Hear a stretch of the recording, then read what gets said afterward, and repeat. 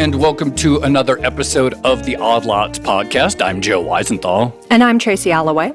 Tracy, we're still here at Jackson Hole. We're hanging on. We're not really in the actual event space, so we're just sort of hanging out in the lobby looking for people. It's like, hey, do you want to come on? You want to come on the podcast? And we found a person. We have the perfect guest, actually. But one thing I'm really excited. We've one of the things we've been talking about already is this idea that monetary policy. It's always challenging. It's always challenging when you have things like COVID, the war, et cetera. But we're also in a period in which fiscal policies, macro policy, trade policy, industrial policy, these things that we talk about on Odd Lots all the time, like how do central bankers deal with them? Absolutely. I feel like I've said this a number of times at this point, but one of the themes of this meeting seems to be how do central bankers get a better understanding of the real economy and then actually respond to it. So things like supply chain issues or booming fiscal spending. Mm-hmm. How does monetary policy actually react to that? And it is fairly new at a time when the unemployment rate is at multi-decade lows. We have this huge run-up in the deficit. Right. And we had, people always talk about like the sort of 40-year period, but we really, liberalization, globalization, et cetera. And then in the 2010s, sort of the fiscal activism really taking a back seat, probably not enough by many people's accounts of like demand management on the fiscal side. And now we're getting the reverse, right? Because we had the aggressive expansion, but we're also having these, in the U.S. in particular, these very aggressive domestic investment plans, right? To climate, semiconductors, it intersects with trade in a very big way, tensions with China, an attempt to move supply chains, particularly around advanced tech or clean tech, on U.S. shores. And so how that's going to work, how should economists think about it? How should regulators think about it? How should central bankers think about it?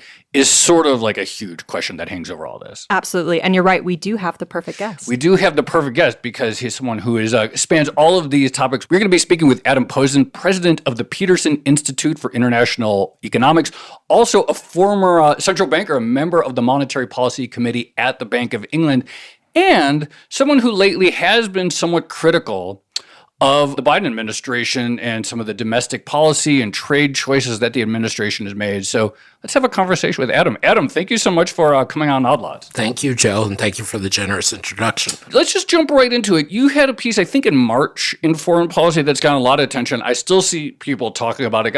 Adam Tooze wrote about it recently in his chart book and said, like, this is this sort of, I think in his view, one of the defining critiques. We talk about this all the time. We've had people who run the CHIPS program and the IRA, et cetera. But like big picture, like what is your concern about some of the domestic policy choices being made right now? Thank you for referring to my article. And it is a concern that not just the government's getting involved in industrial policy in the U.S. The U.S., as you've talked about previously, I've heard some episodes. At various times in its history, there's been public investment by the U.S. in technology. There's been more aggressive, less aggressive efforts. What I'm worried about are essentially four big things. First, so much of this has been cloaked as rescuing the industrial sector and not so subtly buying the votes of angry white industrial workers who feel left behind in Wisconsin and Pennsylvania and West Virginia. And I understand that's a need. I'm not sure it's going to work. I'd like to think there's other ways to win an election. But the good news on that is several of the people who advocate this policy have now admitted, even if it goes well, we're talking affecting a few towns, several 100,000 people, which matters but isn't going to make a thing. The second thing, which I'm much more concerned about, is whenever you create a government program that's about giving money to individual companies, and you combine it with this trade policy that's very much, as the president keeps saying, American-made, American-built, American exports. Buy America. Buy America. That you end up with creating what we used to complain about a lot in Japan and Korea and China and Europe, these national champions. So, it may be that Intel or Micron, just to pick two of the names that are out there, are great companies with great tech, but you put them on the government payroll for billions of dollars, and you say that we want to make sure there's an American presence in this industry, American leadership in this industry, and they can end up taking you to town. And frankly, if Trump gets back in, the corruption opportunities are horrible. Third thing is internationally. I'm hopeful that the Biden administration is realizing that they went a little too far in their anti-trade rhetoric. We can debate how much trade has been fair or unfair and how much that matters. But in the context of what you said in the lead-in, and again, I know you've spoken about this with other people, the U.S. has been basically withdrawing from globalization for 20 plus years. Everyone thinks, globalization did us in, but we've actually, since NAFTA, we've done almost no trade deals. We've cut way back on immigration. We take a lower amount of investment from abroad than we used to. And there's all kinds of blowback from this. There's foreign policy blowback. There's development blowback in the South, the global South. There's technology races. And so this ends up with these things like these subsidies races that we're having with Europe and de facto with China now. The final point, sorry to go on so long, but the biggest thing is where I think the Biden administration is right, is the U.S. had to do something constructive on climate. I mean, it's an emergency. We weren't doing anything. Or at least the government wasn't. And so they were trying to figure out a way. They couldn't do a carbon tax. They couldn't do a lot of things. This package of investments, as they call it, was supposed to get us some climate progress, and it is. My worry is that it's going to end up being a repeat of what happened with COVID vaccines, which is the developing world and even the relatively high-income developing world, places like Brazil or Turkey, are not going to get the access to this technology, or when we have good green technology, it's going to become a political football. Are you loyal to China? Are you loyal to the U.S.? And for saving the planet, to put it bluntly, the most important thing is when we get good new green tech, it gets used and adopted as widely as possible. And this is where I've been particularly trying to engage with the Biden administration to the extent they have interest, is to say, if you're doing this whole bundle of industrial policy and trade policy and nationalist policy, how do we make sure that the technology does get down, that it's not like with COVID vaccines, that you hoard it all for yourself and you make it a political loyalty test? Do you buy from us or do you buy from them? So many different directions we could go in already, and we're sort of talking about multiple different policies at once. So let me step back and ask a big picture question, which is there a good model of industrial policy in your mind? Can you sort of distinguish between bad industrial policy that potentially leads to protectionist outcomes and perverse incentives and, good industrial policy that does achieve the outcomes that are intended? It's a very good question, Tracy. And I think the devil's not in the details, but the devil is in some basic design choices. So one aspect is, I think it's much better to have the public investment going more into infrastructure, more into public goods. And some people associated with the Biden administration say, well, that's that old neoliberal thing that didn't work. But actually, those parts did. We just didn't spend enough. So invest in universities, invest in R&D tax credits, invest in skilled immigration, invest in infrastructure of power grid and fiber and EV charging stations, if that's how you want to go. The second thing is, and to be fair, the Biden administration and the Congress have done a little bit on this, is to make it so that even if you're trying to get production at home for, say, a good reason, like we need to have some semiconductor capacity in the U.S., manufacturing capacity in the U.S., you still leave it open that there's room for competition from abroad. So you're trying to avoid the whole corruption and international backlash, or at least reduce those aspects by saying, okay, if it turns out it's a German or a Korean or a Japanese company that has the good tech, we're not going to prevent or discourage our people from buying it or discourage them from selling it here. And again, there are some loopholes, like this whole leasing deal they made for electric vehicles in the bill that they can make. There's more things they can do. But so anyway, to me, those two things, that a lot more of the public investment goes to general good and rather than specific company capacity, and that you make sure that there is competition, including international competition, for the industrial policy goals you have. I want to go back to something you said, and I think there was a little bit of controversy when you may have said this in another context, but the idea of manufacturing, the politics of manufacturing, maybe the nostalgia for manufacturing this side. And, you mentioned, okay, that the China shock really hurt certain areas of the Midwest. Is the point of accelerating domestic manufacturing to maybe placate, several 100,000 white men in the Midwest by reinvigorating that? But there is another school of thought, and that I find interesting, which is that no, actually, manufacturing is really important. Complexity is important. Ability to produce advanced goods is an important aspect of being a rich country. Is that false? Do we just have this sort of like false nostalgia for the benefits of having a manufacturing economy? I think both issues you raised, Joe, are right. And just to be clear, white males have just as much right to government largesse as any other group in society. And anything I've said to indicate otherwise was mistaken. I mean, but it is this idea that nostalgia is the word I used. Thank you. That Trump had a lot of this, but I think Biden has some of it. That, there was this sort of golden era when a person without a high school diploma could make a really good living in a plant, and that plant would employ lots of people in one place, and they could depend on the job, and so on. And this created a community and all this. Yeah. And the point of calling it nostalgia is and meaning that's a bad thing, is threefold. First, that really only applied to a small number of people. I mean, even at its height, manufacturing share of employment in the U.S., I don't think ever got much above 30%, and that was in the immediate aftermath of World War II.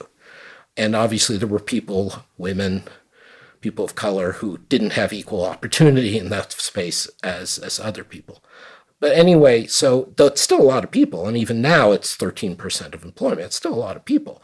But just to say it was never, ever, ever going to be the engine for everybody. Mm-hmm. The second thing is to say that there is a bias in that underplays just how adaptable a lot of Americans, white, black, female, male, everybody has been, moving around the country. Immigrants who come here, but people who moved in the great migrations from the South to the North for manufacturing, and then out of the North back into the South and to the West. But also communities that came back up. We think about, Charlotte, North Carolina is a financial center. Durham is a technology center. There's this whole area in North Carolina that, several decades ago was tobacco. And Pittsburgh, everybody always cites it because it's amazing. Pittsburgh is now a health center and many other things, and it's not steel anymore. And so there is this sort of bias towards not understanding that change is part of economic life, and it's actually good. But the third thing, which is where I guess it gets a little more controversial, is for some people, and I think this was much more true of Trump and some of the people who supported him, there's this sort of idea that macho tasks of large, hot metal or big, heavy things you can drop on your foot is just somehow more worthy. The allure of welding. Yeah, well, and Tracy, as people point out, it's you don't make fun of people for that. That's fine. So for some people, that's a real calling, and they really want to do it. But the idea that every son of a welder or daughter of a welder wants to be a welder and should want to be a welder and doesn't want to maybe go into a white collar job or maybe work indoors or outdoors or whatever is just weird. And so, sorry, Joe, your big point, which is the more important one, is can we survive if we don't have a vital manufacturing sector? Or at least advanced manufacturing. Right. And I think the answer to that is, well, we do. We just don't have as much manufacturing employment as we used to. So if you look at the very basic numbers, the share of the U.S. economy in value added in manufacturing is basically unchanged or even slightly higher than it was when the manufacturing employment share was much more, which is another way of saying productivity in manufacturing has gone up enormously. We're producing more value of stuff at the higher end with fewer people. And so in a sense, we can debate that question you raise, but it's just not even a realistic question. So look at the semiconductors. Yes, it's true. We did not take into account, and I say we, I mean everybody, did not take into account just how dependent certain kinds of semiconductors were on this obviously exposed, very specific set of plants in Taiwan. But the fact is, there's a huge number of components of semiconductors, including the ones made by TSMC and the ones made by Samsung and Hynix and others, that are dependent on American technology. They're dependent on American design technology. They're dependent on American intellectual property. They're dependent on American components. And it's the low-end stuff the U.S. doesn't make anymore. So in theory, it's a good question, but in practice, it's not one we even have to face.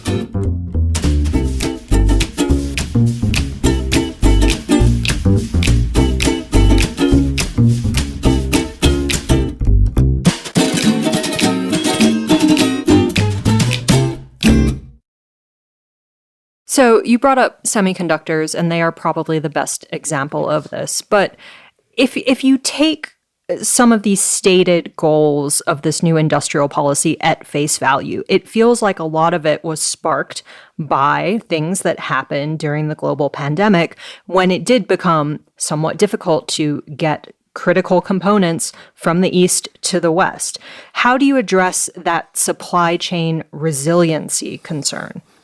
I think there's no question, Tracy, that from some sort of optimal planning perspective, or if you meaning, if the government tries to take the interests of the whole society or economy rather than an individual company or investor, we were past the point of resilience. We had too few nodes. But it's important to recognize that didn't happen because of somebody making a stupid decision. That didn't happen because of some perverse government incentives. That happened organically. I mean, you would have things where multinational company, the CFO on an earnings call or whatever would say, and we're going to cut costs 15% next year. And somebody working in a plant 4 levels down says, oh my God, I got a memo. I got to cut costs 20%. And they figure out, oh, if I order this from Korea or this from Mexico, I can get it cheaper. And over time that works. And you realize, oh, there's a whole group of companies down there in Mexico. Maybe I can do some more from them. It just developed organically. And during COVID, we at the Peterson Institute tried to look more into this, and we discovered it really was that way. That I'm not going to name them, but we would talk to major global manufacturing companies and say, we just want to do research. We just want to understand what your supply chain is. And the response we kept getting was, we don't really know. It just sort of grew up, and we're just now figuring out where it all is. So anyway, that doesn't mean it's still valid for, I don't want to do a double negative. It's still valid for the government to say, in certain critical industries, the interests of the society, the economy are not being taken into account by all these decentralized decisions. But it's worth remembering that even if that's right, by creating resilience, what you're essentially doing is you're saying, I'm taking out a costly insurance policy. I'm building redundant capacity. I'm buying something that's more geopolitically safe but more expensive. Because remember, there was a price reason why it was done the way it was done. There was a reason stuff was being produced in China, not Mexico. So it may be worth it. And this is the thing I tried to argue in the past. I mean, it may be worth it to do that from a societal perspective, but we shouldn't pretend that it's going to be short-term beneficial for productivity or profits, because what you're doing is you're buying insurance. You're spending money against a bad outcome. The other point, just echoing something we were talking about a minute ago, is the international side. Right. As an economist, and when you talk about resilience, the issue is diversification. It's not necessarily reshoring domestic. I mean, it gets a little confused because if you decide China's a strategic rival or worse, then maybe you don't want China, or you may want to distinguish friends for friendshoring. But ultimately, what you care about is diversification. And so if you have one plant in the U.S. and it's hit by a local flood, or it's taken over by a terrorist group within the U.S., or it's corrupt the same way a corrupt company appears in a different country and it produces substandard products, and you haven't diversified from that, you're still in trouble. So these are the cautions I would put in. So I'm glad you brought up China, because this leads nicely into the other thing I wanted to ask you. But how much of the current industrial policy do you see as a direct response to a potential either economic or geopolitical threat from China? One thing that's true of big economic policy decisions in Washington, anywhere, just as it's true of committee decisions in central banks, is your goal is to get the majority of people to say yes. They can each say yes for a completely different reason. You don't need to have a coherent one set of reasons why you say yes. You just want all the people to say yes. Right.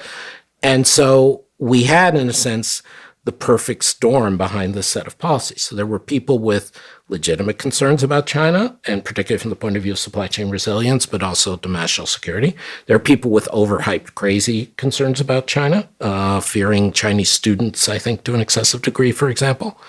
There are people who were very concerned about resilience coming out of COVID in the way you said. There are people who were very concerned about these left behind post-industrial communities. There were people who were, you go down the list. There were so many reasons for this policy. And so, so for someone like me to be arguing against it is in some way sort of silly because it's overdetermined, right? There's 1,000 reasons why they're doing this. When we talk about China specifically, I have a new article out in Foreign Affairs, and I argue we should be thinking, to put a bumper sticker on it, more in terms of suction than sanctions. That Xi and the Communist Party have messed up their economy by being interventionist in people's faces, not just politically, in a way they hadn't been for decades. Obviously the Communist Party, the leaders ruled China, but there was what I called a no politics, no problem deal that you see in a lot of autocratic societies. Deng Xiaoping and idiot sunflower seeds. Exactly. I was just rereading that. Perfect. You know the reference. In the bio, I was just rereading that part of the bio of Deng that Ezra Vogel did a few years ago. And so you see this in a lot of countries. This was true even under Putin in his early days in Russia. Basically, you don't protest in the streets. You don't run for office against me. You do the occasional bribe. I'll leave you alone to pursue your livelihood, to run your small business. But now, zero COVID comes along, and everybody has to study Xi thought and all these other things, and the average Chinese person is spooked. Anyway, the upshot of this is, I think we need to worry less about containing China in the economic sphere, except for some very specific national security technologies. You can make a case.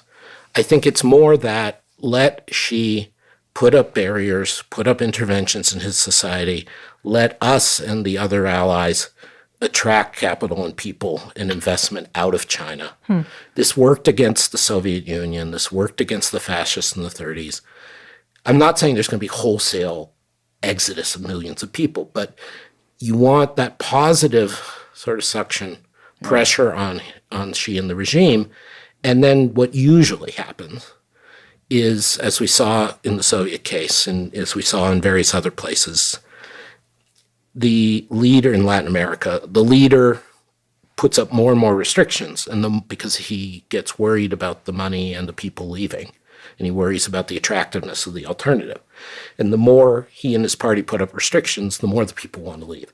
And I think that's the kind of dynamic we should be leaning into, if I can use that phrase. We are definitely going to have to do a history episode just about the story of the idiot sunflower seed company and what that says about the history of the Chinese economic model. But I want to continue along this line because, I don't know, maybe like 15 years ago or pre-great financial crisis, when people talked about Chinese trade, like it was very much focused on like, what is the level of the UN right now? Are they holding it too low, and are they boosting? You don't really hear as much about that. Now the story is much more, well, they're really doing a great job investing in domestic battery makers and domestic car makers, and they have this aviation company, Comac, that's might eat into Boeing and Airbus, and it's much less concerned about pure like they're competing us because they're too cheap, and more like actually they're really getting good at certain high-tech things. Is there concern that's legitimate, like maybe less about the currency level, but is there concern that we should have about, look, they're investing in their domestic champions, maybe we need to respond to them? I think you've described accurately the way things have developed, Joe. Colleagues of mine at the Peterson Institute, Fred Bergsten, Joe Gagnon, Morris Goldstein, Nick Lardy, 10, 15 years ago were really out there screaming, with good reason, with good arguments, about the Chinese government's undervaluation of the yuan. And a lot of the talk about the China shock and some of this political backlash, frankly, would have been muted if the U.S. government, both Democratic and Republican, had listened to us and others and done something about the yuan undervaluation. But to be fair, the Chinese government leadership, basically around the time of the financial crisis, 2008-9, stopped undervaluing the yuan. They at least stopped intervening actively to push down the yuan very much. So that is, in a sense, it mattered, but it was competing on cheap is different than competing on quality. You're absolutely right. And so now the issue is competing on quality. And there, I think it's less about fair, unfair than what are the risks. Okay. Throughout history, business history, modern business history, including competition within the U.S., intellectual property theft, reverse engineering, getting around people's trademarks has always been a factor. And the Chinese corporate sector certainly was worse on this in some ways, but I think you put your finger on it, that it's more a question of investment. Now, we in the U.S. have been the envy of the world in commercial terms for decades because our investment system, for all our problems, for all what happened in 2008 and the run-up to 2008, we do a better job of financing tech than anybody else does. And the Chinese have leapfrogged over the Japanese and the Europeans to become our closest rivals in doing this. But we've also seen huge disaster for them, which they've admitted to in their semiconductor industry. They spent billions, in U.S. terms, billions, trying to develop this high-end semiconductor industry for the last several years, even before the most recent conflict. And they had ended up admitting it didn't pay off at all. And they jailed a bunch of people for corruption. And we don't know how much what was actual corruption versus just punishing poor performance.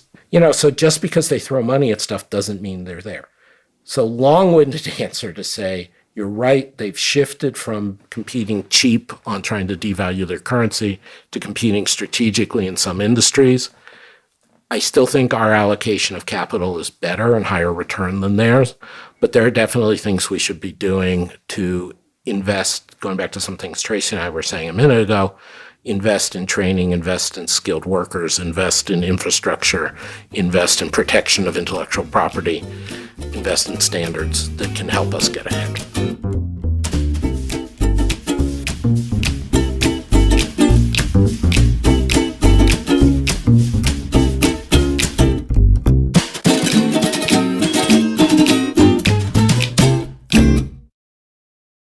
Can I ask Joe's question on a slightly wider scale, which is, to what extent is the U.S. now driving deglobalization versus responding to it? Because we're talking a lot about China, but of course China isn't the only country out there that is trying to boost domestic manufacturing or invest more money in strategically important industries.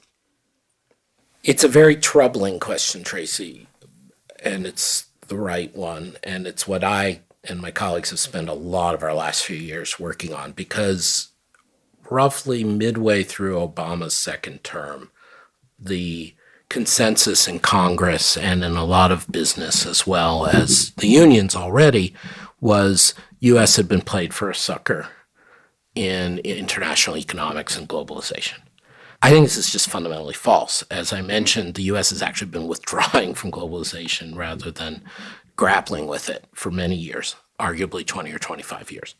And whether or not the U.S. has been withdrawing, the existence of China, and even if they behaved well, the existence of 1.4 billion people who are capable of participating in the world economy matters. It's not going to disappear, and they have a right to make a living, even if their leadership doesn't have a right to do everything they do.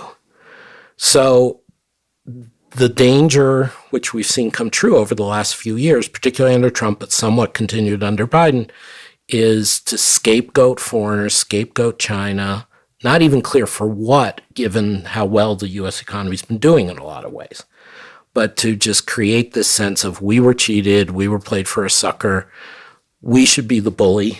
To some degree, that's what Trump and Lighthizer and others have said. And I worried that some of the things the Biden administration said and did in the first couple of years, particularly things Ambassador Tai, the U.S. Trade Representative, has done on the trade front, is like that. It echoes, they independently, Tai and others believe this, but, neoliberal trade liberalization destroyed our economy. Again, it's not clear the economy's been destroyed.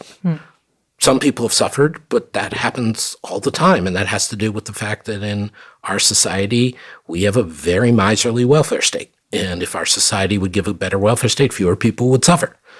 But anyway, I am hoping that between some feeling for reality and the foreign policy realities, as well as the economic realities, and just some willingness to be open to basic fairness and evidence, the Biden administration is going to stop going this direction. I don't expect them to tomorrow lift the tariffs and suddenly become free traders. We saw this in Secretary Yellen's speech a couple months ago, and to a lesser degree, somewhat grudgingly, but still there in Jake Sullivan's speech. Their two big economic speeches, which I know you've discussed. What are you worried about? And by that, I mean, like right now, you could every day there's a new factory opening. It looks pretty amazing. There's a new battery factory, and there's a lot of investment. And you look at some of these charts, the lines are going up. Inflation is moderated. We're just talking short-term things, but what worries you? What's the way this goes bad, or what are the scenarios in which we had all this investment does not yield what people hope, and what does that look like to you? Well, I think first point is, again, I'm hopeful people are realizing this, but it's not going to create that many jobs. I mean, in the end, we only have a finite number of skilled people for constructing these plants and working in these plants. And unless you get a lot of other policies and a lot of other things going on, you're just going to end up moving some of those people from one job to another. So that's the first disappointment. Is that the end of the world? No. Second, as I've tried to say, and building on what you and Tracy were just talking about, is I think the international repercussions become real. I think if the Biden administration doesn't say, okay, we've gone far enough in this direction, or the Trump people come back in and go further in this direction, you start getting retaliation. So we're already in a bad situation where there's this subsidies competition between US and Europe and China, and then to some degree some other countries are going to try to play, but they can't compete.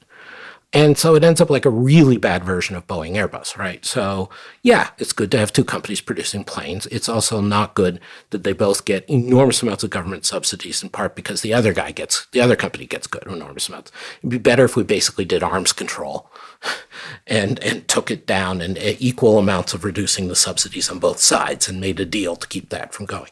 And that starts being real big numbers. I mean, that starts being in the tens and hundreds of billions. I mean, that's real money that could be used for other things.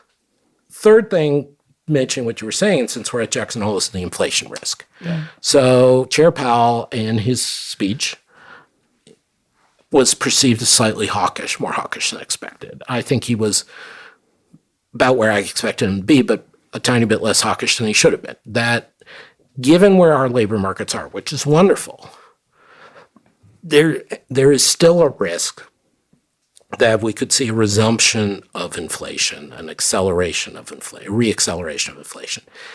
And, there's a lot of chatter right now on Twitter about different charts and things, but we know the chart you're talking about. But the main point is, it's not, what's important to remember is it's not unheard of in U.S. experience, in other high-income economies experience, that you go through a disinflation, you get most of the way there, another shock comes along, and inflation reaccelerates. The bullwhip effect in prices.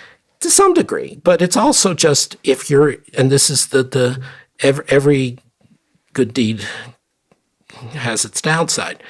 If your labor market is like it is now, which is wonderful, which is unemployment measured below 4%, and labor force participation back up where it was before COVID for prime age workers, and you're anti-immigration, unfortunately, you get another shock, and it could just be an everyday shock. Gas prices go up, or suddenly because these investments in chips production start creating much more demand than we expect. you end up with inflation sooner and sharper. And Chair Powell talked about that. The idea that there's this, what he calls a nonlinear Phillips curve, right? That if you're close to a very full employment and there's a recent history of inflation, inflation may increase faster than you'd like. So that's another risk. And that would not be good going into the election. That would not be good in the past. I was going to say, Tracy, the two big peaks of the Grand Tetons behind the hotel we're at, every time I look out them now, I'm like, that looks like the two peaks of inflation in that chart right now. You see inflation risk on the horizon, literally on the horizon. I see on the horizon that peak in the in the mid 70s, the late 70s when I look out at the mountains. Okay, well, I'm glad this was Adam's last sort of risk factor because it segs nicely into the discussion of how monetary policy should respond to the sort of fiscal policy that we're talking about. And I guess I'm trying to think how to ask this question, but you're an inside person at the conference. We are not. We are outside rejects, so we have to rely on you. We have to rely on you to convey. I think the term is hangers-on. Oh, there we go, hangers-on. I'd say lobby people. Okay, we're lobby people. No, central bankers don't get lobbied. So what are the discussions around fiscal policy in that room? Because on the one hand, it feels like, the actions of 2020, the unleashing of spending, maybe made central bankers' lives easier, at least in the short term. But now it seems like they're complicating them massively, especially if you don't know what industrial policy is going to look like in the future. No, it's great that you brought it back. We are here at Jackson Hole, and Joe definitely should become a regular if he looks at the Tetons and sees inflation charts. I mean, that's real central banker psyche.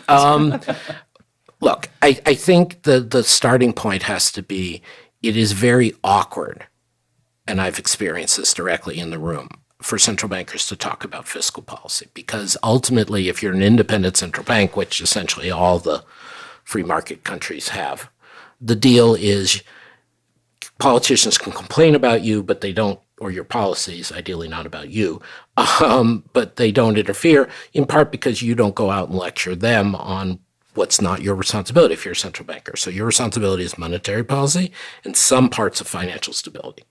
And that's it. You're not supposed to be lecturing on fiscal policy.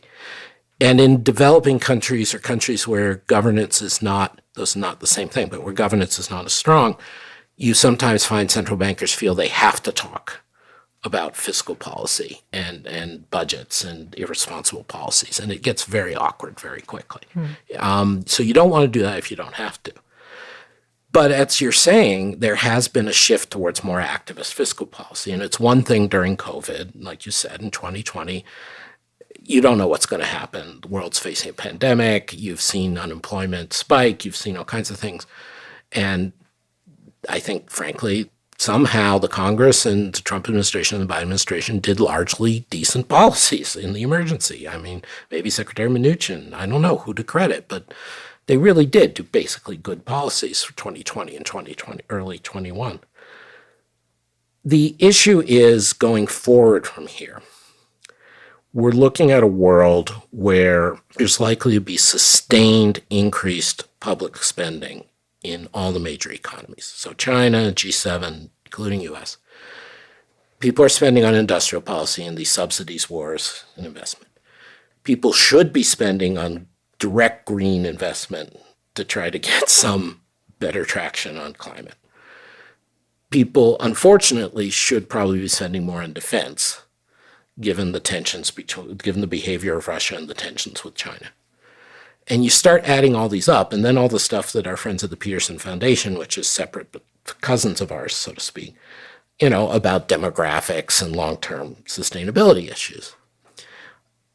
You're seeing potentially 1.5%, 2%, maybe even 3% average higher public spending over the next several years of GDP. 3% of GDP. That's a big number. And no prospect that I see that the taxes are going to be raised to cover most of it. So that's a world that's very challenging for central banks. And how do you fit that in? And you say, so what was it like in the room? What was being discussed? Well, it's interesting that last year, actually, there was much more heated discussion and much more about this issue of Could the Fed and others have raised sooner or more aggressively, given what the fiscal policy was in the first quarter of 2021? Could they have adjusted more? Should they have adjusted more? And then if, and Gita Gopinath from the IMF raised this somewhat in her remarks last year, if there is this green transition, which includes a lot of spending, even just to adjust the economies, how should central banks react to it? I'm phrasing it all as a question because partly there are no easy answers and partly because there's no anything close to a consensus yet in the central banking community on this.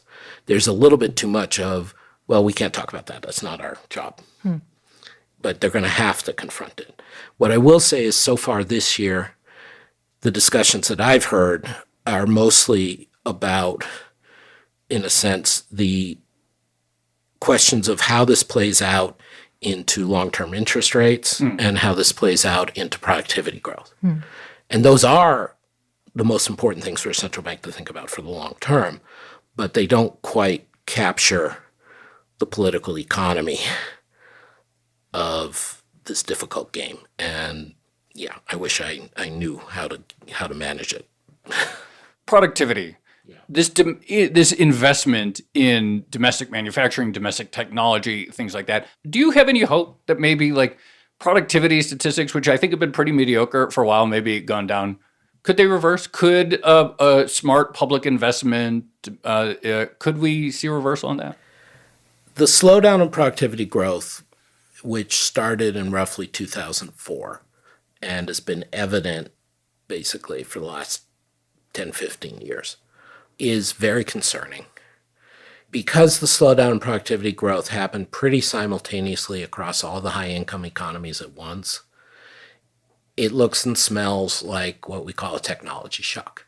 So it isn't because the U.S. underinvested in this, or Germany didn't have enough workers of that, or Japan got older faster. Since we all basically slowed down at about the same time, the same amount, it's probably something to do with what's global, which is technology. And the grim news about that is that puts you back in the world of the famous Robert Solow, the idea of what's called exogenous growth, that we don't really control it. So what I've always said is what you want to be doing is having the government buy really expensive lottery tickets. You invest in universities, you invest in promising technologies, you invest in infrastructure. There's no guarantee you're going to get the next big thing, as Michael Lewis puts it, at the other end, but it increases your chances. And this is like one of those good lotteries where there's only 1,000 tickets. They're really expensive, but if you win big. And that's the way to think of it. So then the question is the specific kind of spending they're doing on semiconductors and things like that the best kind of lottery ticket? I don't think so. It can't hurt, but I'd much rather have them investing in broader technologies than the specific industries. I just have one last question, but I don't want to forget it. You mentioned an unpopular comment. Not many people say, maybe we need to invest more in defense. There's that book that came out a few years, Trade Wars Are Class Wars. But do trade wars lead to hot wars? And do you worry that if we did see spiraling tit for tat, subsidy raises trade, that actually it could become more of a geopolitical story? Short answer, yes. I think the trade wars are class wars concept is actually a particular theory by Pettis and Klein. Klein, exactly. And I have some issues with it. We don't need to go into that. We'll do a debate with them in D.C. Yeah, that'd be fun. Yeah. That'd be good. All right, we'll make that happen. If you want to make it happen, that'd be lovely. But I think the important thing is some of the Biden people like Peterson Klein, have attacked the idea that sort of Tom Friedman worldview, that if we do lots of good globalization and trade, the world will become more peaceful. As with most things in social science, it's actually the reverse. It's not that if you do good things will result. It's if you do bad things, good things won't result. It's sort of the Obama don't do stupid bleep version of social science. So there's no guarantee that when we did trade liberalization that China was going to become this wonderful, peaceful, democratic place. There is a very high likelihood that if we have escalating barriers and sanctions and restrictions and hostilities in the economic sphere, that it will spill over and pump up hostilities in the military sphere. So you can argue quite reasonably, don't oversell the benefits of trade to peace and democracy, but you shouldn't undersell how much active economic conflict can spiral out of control and cause other geopolitical issues. Adam Posen, that was a real treat. I'm so glad we caught up with you here. That was a fantastic conversation. Really appreciate your perspective, and thank you for. I can't believe it's taken us this long to have you on. Yeah, it's crazy. No, I'm grateful. I'm what's the old line? A long-time listener, first-time caller. So thank you for having me on Odd Lots. We're gonna have to have Carmen make a big reel of all the important people who say they've listened. But thank you so much, and we should make that debate happen. Let's that get would Matt be so much Klein fun. and Yeah. Adam in DC and have a conversation about trade and all that stuff. Love that. Let's do it. Conversation. Thank Make you. it happen. Thanks, everyone.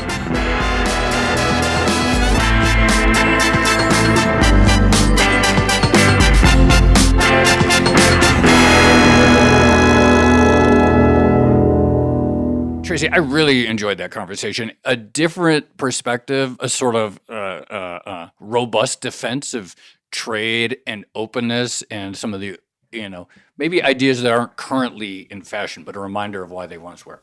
I think he brings up a lot of valid critiques or potential risks, and I am taking notes for our next interview with a Biden administration official. The other thing I thought was really interesting was when he was describing how policymakers are sort of thinking about fiscal at the moment. This idea that actually it is very awkward because by design, central banks aren't really supposed to opine on what politicians are doing fiscally. Yeah, I really enjoyed his perspective. It is interesting, too, like comparing 2022 and 2023. I really appreciate the sort of glimpse inside the vibe. One thing I appreciate is this sort of pushback against the idea that, like, the U.S. economy has just been getting played for all these years, right? Because that was sort of a key plank of Trump, which is that we were the suckers. And the reason that we couldn't be part of the Trans-Pacific Partnership, et cetera, is like we just keep getting screwed, right, in these trade deals.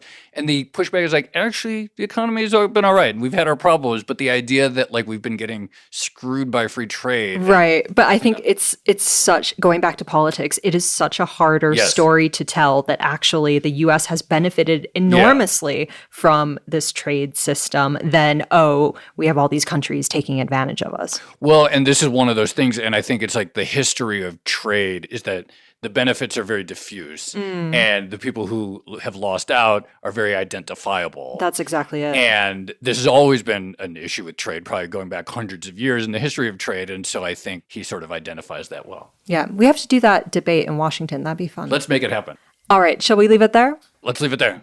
This has been another episode of the Odd Lots podcast. I'm Tracy Alloway. You can follow me at Tracy Alloway. And I'm Joe Weisenthal. You can follow me at The Stalwart. Follow our guest, Adam Posen. He's at Adam Posen. Follow our producers, Carmen Rodriguez at Carmen Armin, Dashiell Bennett at Dashbot, and Sebastian Escobar under the Seabass.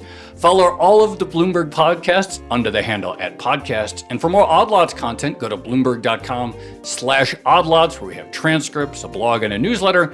And I'm sure this one will be debated. In fact, I know this will be discussed because I first even came across Adam's article in the Odd Lots Discord, discord.gg/oddlots. Listeners are in there talking about these things 24/7 a day. Go check it out. It's really fun. And if you enjoy Odd Lots, please leave us a positive review on your preferred podcast platform. Thanks for listening.